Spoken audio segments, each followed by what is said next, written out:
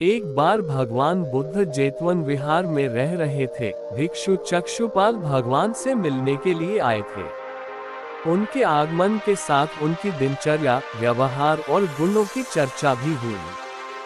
भिक्षु चक्षुपाल अंधे थे। एक दिन विहार के कुछ भिक्षुओं ने कुछ मरे हुए कीड़ों को चक्षुपाल की कुटी के बाहर पाया और उन्होंने चक्षुपाल की निंदा करनी शुरू कर दी कि उन्होंने इन जीवित प्राणियों की हत्या की।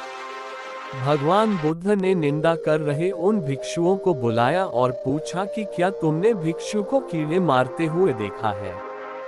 उन्होंने उत्तर दिया नहीं। इस पर भगवान बुद्ध ने उन साधकों से कहा कि जैसे तुमने उन्हें कीड़ों को मारते हुए नहीं देखा, वैसे ही चक्षुपाल ने भी उन्हें मरते हुए नहीं देखा और उन्होंने कीड़ों को जानबूझकर नहीं मारा है, इसलिए उनकी भर्त्सना करना उचित नहीं है। भिक्षुओं ने इसके बाद पूछा कि चक्षुपाल अंधे क्यों हैं?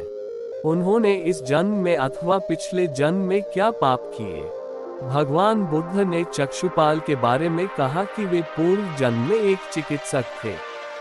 एक अंधी स्त्री ने उनसे वादा किया था कि यदि वे उसकी आंखें ठीक कर देंगे तो वह और उसका परिवार उनके दास बन जाएंगे। स्त्री की आंखें ठीक हो गईं, पर उसने दासी बनने के भय से यह मानने से इनकार कर दिया।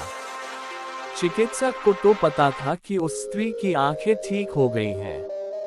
वह झूठ बोल रही है। उसे सबक सिखाने के लिए या बदला लेने के लिए चक्षुपाल ने दूसरी दवा दी। उस दवा से महिला फिर अंधी हो गई। वह कितना ही रोई पिटी, लेकिन चक्षुपाल जरा भी नहीं पसीजा। इस पाप के फल स्वरूप अगले जन्म में चिकित्सक को अंधा बनना पड़ा।